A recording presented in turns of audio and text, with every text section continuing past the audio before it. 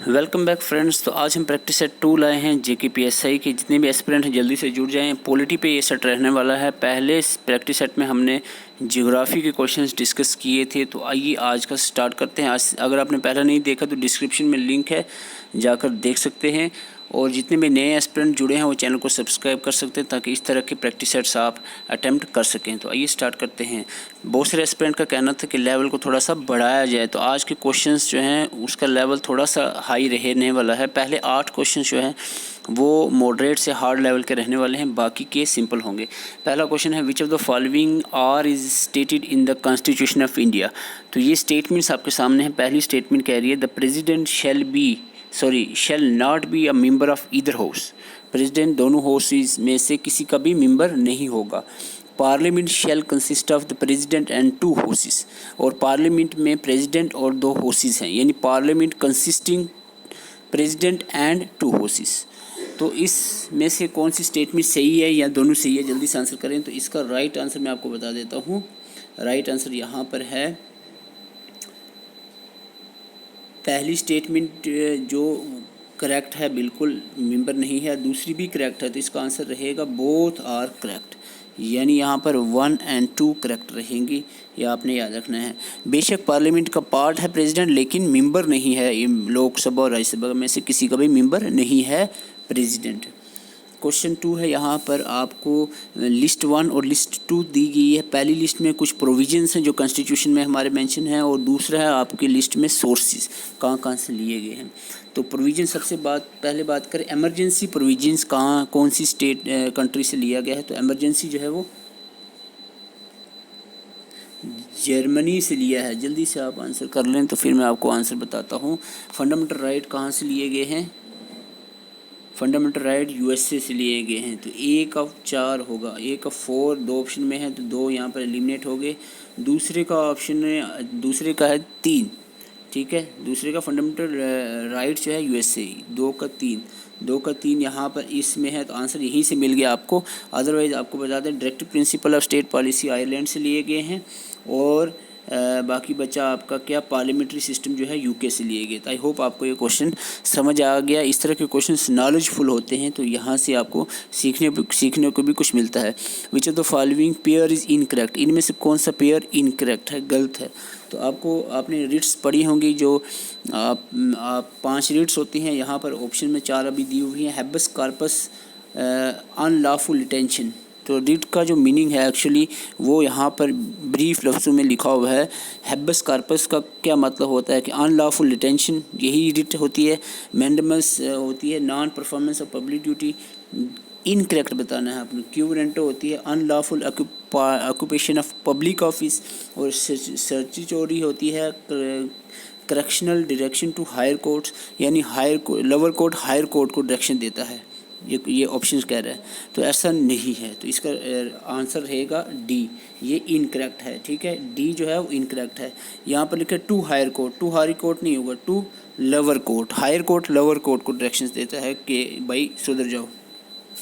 Question 4 है यहाँ which of the following are included in the directive principle of state policy of Indian constitution.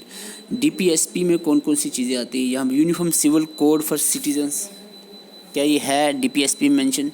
Yes, article 44 में mention है। Separation of judiciary from executive, ये भी article मुझे exactly याद नहीं आ रहा है, शायद आर्टिकल 51 में मेंशन है, या 50 में या 51 में 1 में। Protection of monument of national importance, तो ये भी हमारा मेंशन है। ये कोई आर्टिकल शायद 48 या 49 आर्टिकल में मेंशन है।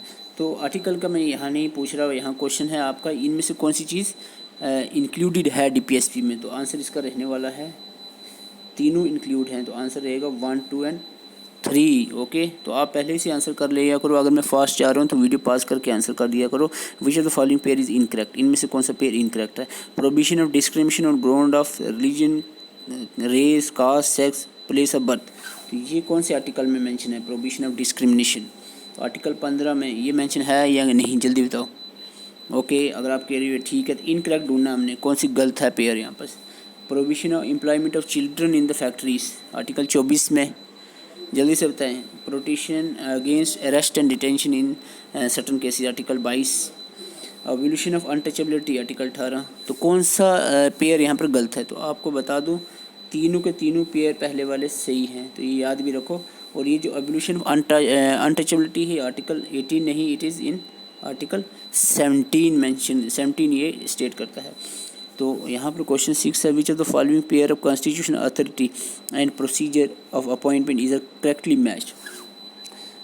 आपको बता दो प्रेसिडेंट, पहले प्रेसिडेंट के बारे में है, elected by the electoral college consisting of elected MLAs and MPs.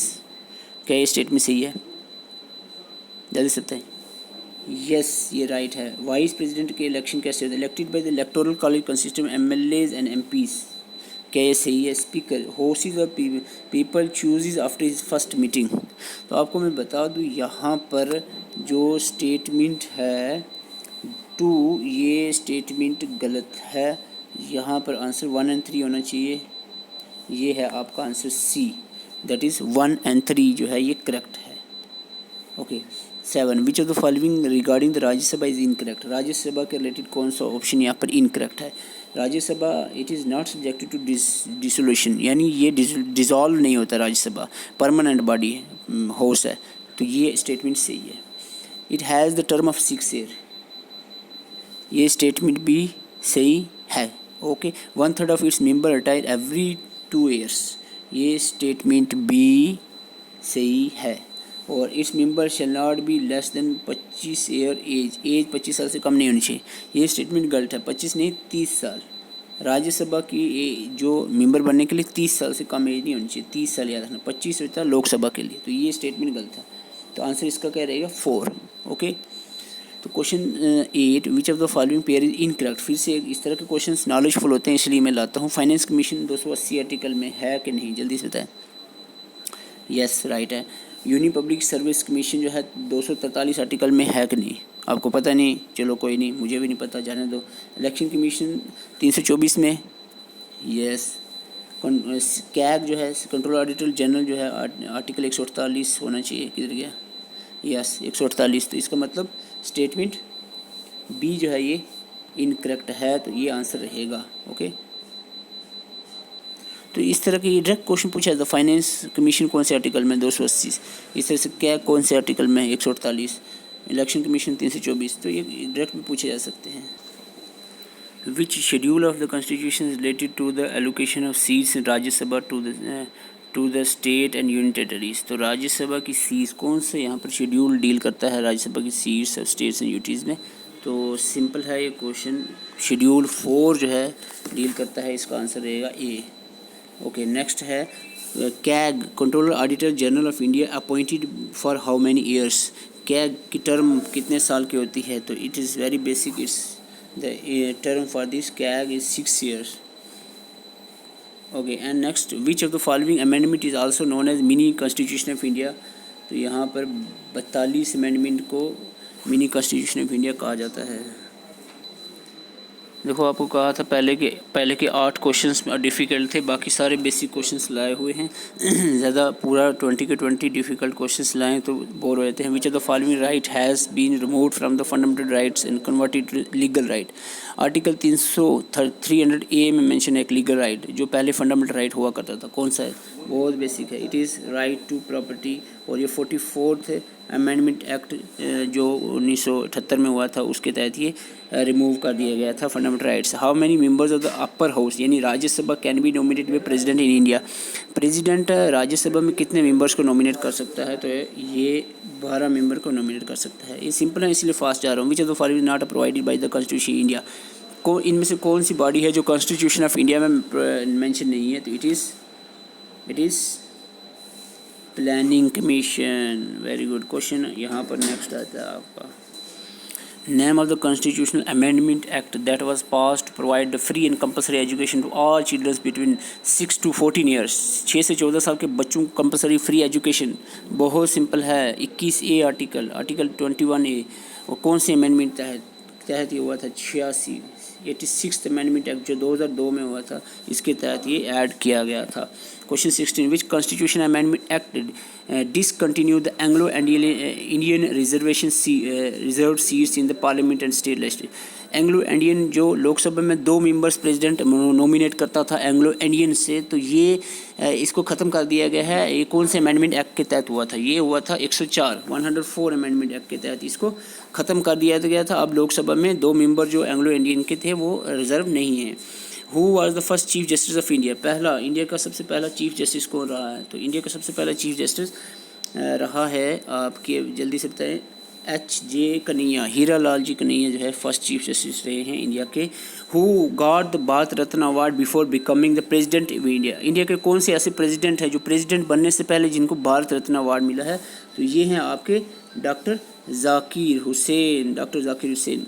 Which Indian president was elected unopposed? कौन से ऐसे इंडियन प्रेसिडेंट हैं जो अनअपोज्ड जीते हैं इलेक्शन? तो ये हैं आपके नीलम संजीवा रेड्डी। ऐसे क्वेश्चन पूछे गए हैं, मैं आपको ये बताऊँ, खास करके ये 3 question, chief justice of India Kanhaiya और जाकिर हुसैन जिनको भारत रत्न अवार्ड मिला है प्रेसिडेंट बनने से पहले, और प्रेसिडेंट जो अनअपोज जीते हैं, ये रिसेंटली पीछे 1-2 साल में पूछा गया क्वेश्चन, नीलम संजीवा रेड्डी। और लास्ट क्वेश्चन आज का है, who administer the oath of the office of president of India? President तो बहुत सारे बंदों की ओथ लेता है, लेकिन प्रेसिडेंट की खुद ओथ कौन लेता है? चीफ जस्टिस ऑफ इंडिया जो है प्रेसिडेंट की ओथ लेते हैं। तो ये आज के 20 क्वेश्चंस रहे हैं। इसमें 8 क्वेश्चंस हमने थोड़े से मॉडरेट लाए थे और बाकी के सारे बेसिक क्वेश्चंस रहे हैं। तो नेक्स्ट हमारा होपफुली नेक्स्ट जो हमारा सब्जेक्ट होगा JKPSC को, उस पर रहने वाला है। तो आपको फिर से बता दूं, अगर इस तरह के मॉक टेस्ट आप अटैम्प्ट करना चाहते हैं तो कमेंट पे क्लिक करो। कमेंट बॉक्स में मैंने पिन किया हुआ ऐप का लिंक, वहाँ पर जाकर आप बहुत सारे मॉक टेस्ट अटैम्प्ट कर सकते हैं। Thank you for watching.